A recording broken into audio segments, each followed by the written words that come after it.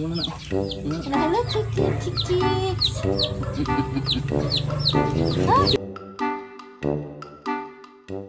What we have just arrived, and this is ordered from Lazada.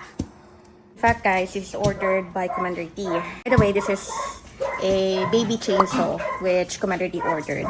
If you're watching in our videos, we started some project there in our farm, and isa sa mga requests was the baby chainsaw and of course the grass cutter. Also, since I've already started sharing this, I'm gonna say thank you to someone who gave this stuff here. So we received this keto clusters. I really love this one. Also, this one is a trail mix, so it's really good, especially when you're on the road. And I remember someone gave this as well. This one, I don't know if he's still the same guy who gave this when I was pregnant. It was way back 2021. And yeah, thank you so much. Another was this one. It's a simple granola. In fact, medyo marami to eh. And this is the fruity boba mochi. There's also another one that I really love to eat, including Lily as well, which is a pepperoni stick na gustong-gusto ko talaga. Kasi it really fill your cravings. Lalo-lalo na ako na mahilig akong kumain, and also my daughter.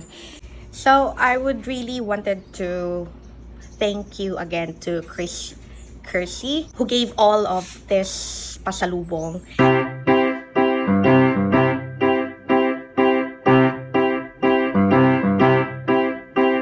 Oh, someone did shopping, oh. Umulan, guys. My goodness, I didn't expect it will rain that heavily. Along the rain stop. Alam niyo, guys, kanina it was so hot, and we didn't expect na uulan bigla. There's a low pressure area in some areas here in Mindanao, kaya yan.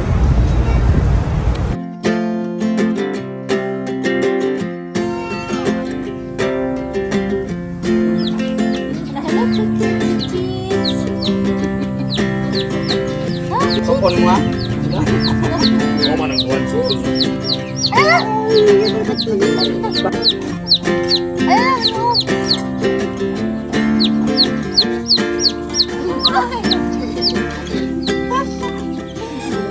Hello, Lily. What time?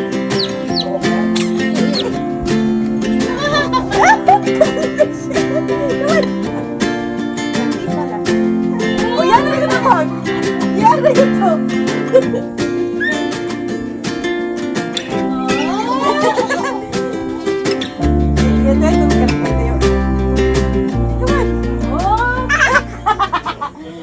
Morning. It's around 9 in the morning and it's still raining.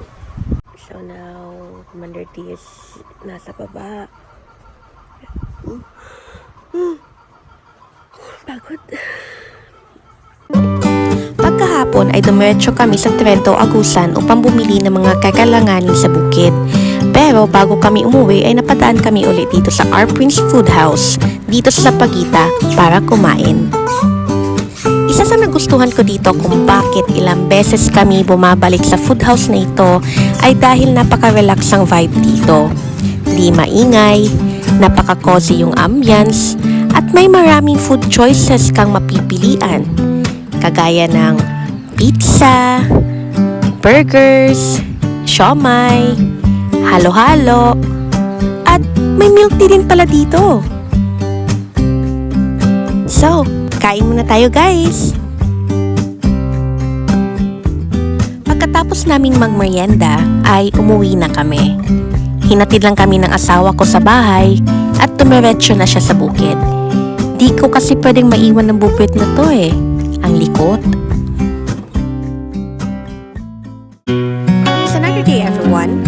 Ngayon ay bibiyahe kami papuntang Compostela, Davao De Oro, kung saan bago ko lang napag-alaman na may alternative road pala dito heading to Montevista.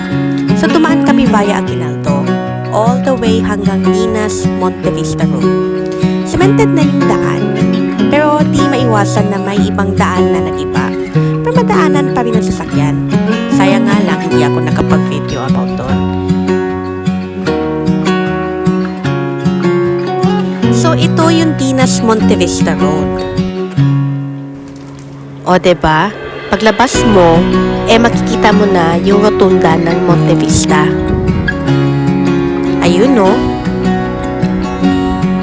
And we're here. Medyo matagal na itong plano na bibisita kami dito sa Compostela. Isa sa rason kung bakit kami nandito ay para bumisita sa puntod ng lolo ko.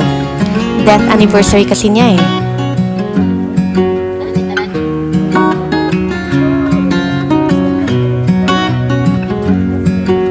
Since andito na rin kami sa cemetery, ay bumisita na rin kami sa mga puntod ng ibang kapamilya namin.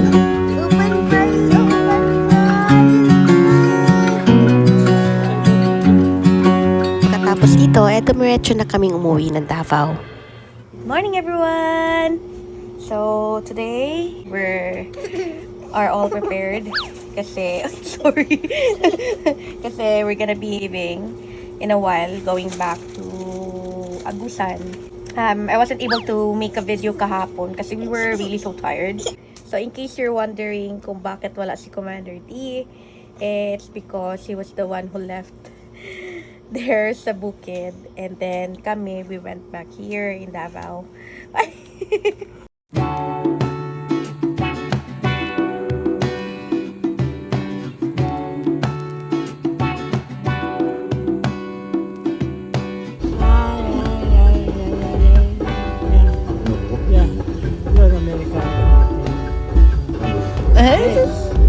Ito ay ubod ng niyog, kung saan nakukuha mo ito sa topmost section ng kahoy, kung saan doon din tumutubo ang mga dahon at ang mga bunga nito. Maraming isa. Bring home! Maujud! Kinagabihan ay napaisip kami ng asawa ko na magstay muna sa Pisonet area para makapag-internet. Kaso biglang umulan ng malakas. Kaya tumambay na lang kami dito ng matagal at nag-chill muna mag-asawa. Cheers! Good morning! It's 8:30 in the morning. So, actually Commander D just woke up very early. 5:30, right? So he need to take all the staff to the farm, including Kuyatet. But you have to come back here because you have to go to Nordeco because what happened? Let's just say one of the trees fell on the power lines and knocked out the power to the whole barangay, and we just found out. So we're gonna fix it. It was not like cut the wire, right? No, the wire's not cut. It's just a branch. What they said was a branch came onto the wire and the leaves mixed with the rain. I don't know how it works. So it's like grounded It's a bit. probably just tripped the transformer because that's what it'll do naturally. The problem is they don't know it's tripped until someone tells them. And so I'm gonna go ask for the number. So next time you can just call them. Yeah. That's and it all was reported like in the afternoon. Yeah, when we arrived. Yeah. And then Not in the evening already. So now is the office opens at 9, so now's the first time we can go because I don't have a number to call. But I'll get the number and I'll give it to Cap, and then Cap will be happy. The Nordeco line that comes past our place is the one that's affected. So half of the power's out. Luckily, there's still some. That's why nobody mentioned it until really late. Because had they mentioned it earlier, I could have just gone to Laak. Oh yeah, so it all makes sense. I thought it was like the whole barangay that was mentioned yesterday, but it was no. just And like they half of it. seem pretty chill about it. So more chill than I'd be if my power was out for many hours. So that's what we're gonna do. We have to go to Laak and sort this one out. Yep. Fuel time. Shell.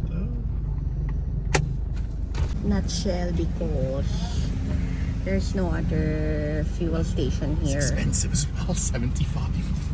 Mahal. Right. So it's Nordeco pala. It's not Nordeco.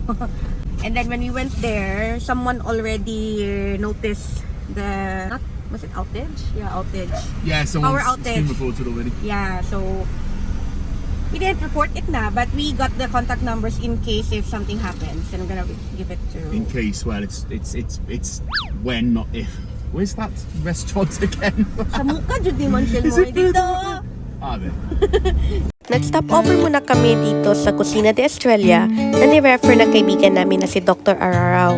Since 1993 pa pala itong pagkainan na ito and still doing their services. Nasa tapat lang ng hospital dito sa Laak ang pwesto nila. In fairness, ang sarap ng pagkain dito.